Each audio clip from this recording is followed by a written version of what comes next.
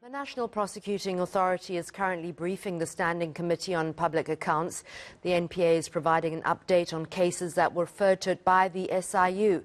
Well, to weigh in, former Scopa Chairperson Themba Godi joins us now live via Zoom. Themba, thank you so much for joining us. Can you just explain to viewers, please, why the NPA would be briefing the Standing Committee on Public Accounts and why it's so important? Thanks very much, Anika, for having me. Indeed, it is important that Parliament should be briefed through the Public Accounts Committee on matters that have to do with corruption, on matters that have to do with state expenditure. The investigations by the SIU into maladministration, in instances where there is criminality, in terms of the Act, they are supposed to refer them to the NPA. Now, the problem that we've had in the past, it's structures working in silos. So the SIU investigates, and then what happens? Nothing.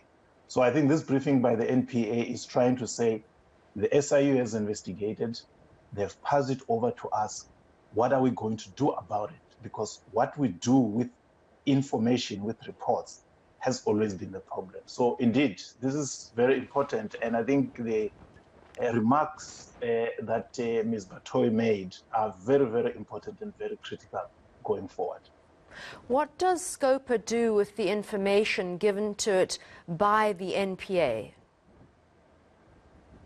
Look, the work of Scopa is oversight. The work of Parliament is oversight. It's following up and ensuring that there is implementation, there is action being taken. What the NPA is doing today is to commit itself before Parliament and the nation that, yes, it has received information from the SIU and it is going to act on it. But the question has always been, does the NPA have the capacity and the appetite to act? And I think today she made a very bold statement about the next 6 months being focused on corruption, as well as calling on her colleagues in the law enforcement environment that they need to work together, they need to cooperate so as to complement each other in this fight against corruption. So yes, I would imagine that having committed to a 6 month period, Scopa will be following up, getting briefings from time to time.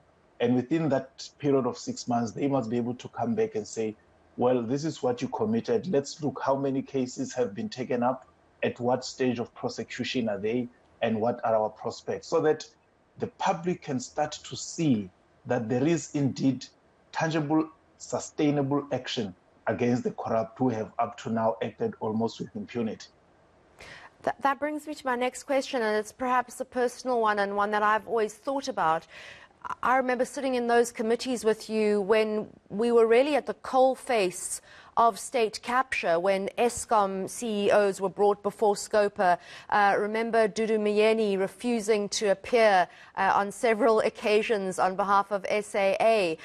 All that SOE corruption and looting was coming before Parliament, and nothing was actually nothing was done to stop it.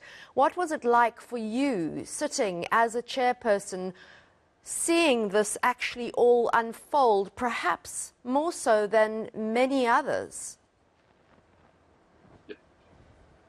Well, like you correctly say, I mean, we used to sit for hours on end with you journalists throughout the hearing. It was a very brutalizing experience, I must say, for me, because I could see more than many people how money was being wasted and how no action was being taken. And we must say thanks to the media, because we used you to expose to the public the rot that was going on. And we believed that it is raising public consciousness that would come to, to put pressure. So we said, when I was looking at the Zondo Commission, for me, it was like a movie being replayed, because all those things most of the things they were talking about there were issues that were dealt with, or in principle, the issues around tender fraud, were things that we have dealt with. And I think if the reports of the Auditor General were acted upon, we would not have needed the Zondo Commission, maybe. And maybe the NPA would not today be talking about we are now poised to strike, because we should have been striking all along, and the country would have been saved a lot of money. And even the lack of capacity that the NPA is complaining about, lack of resources, and even now the need to get money from the private sector will not even arise, because all the money that is being wasted in corruption would actually be channeled into strategic areas like the NPA, the SIU, the Hawks, and all those areas which will strengthen the country's ability to fight against corruption.